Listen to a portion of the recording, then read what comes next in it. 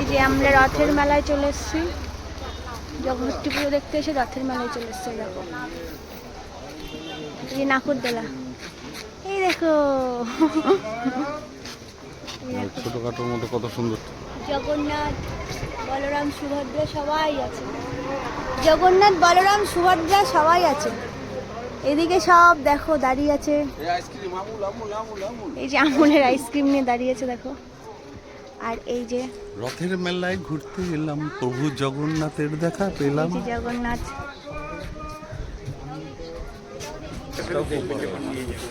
শ্বাসটা দারুণ হয়েছে, মুখটা এত সুন্দর, দারুণ দারুণ করেছে। কি সুন্দর চোখগুলো দেখো, কি লাগছে, সেই লাগছে। মায়ের মুখ হবে এরকম।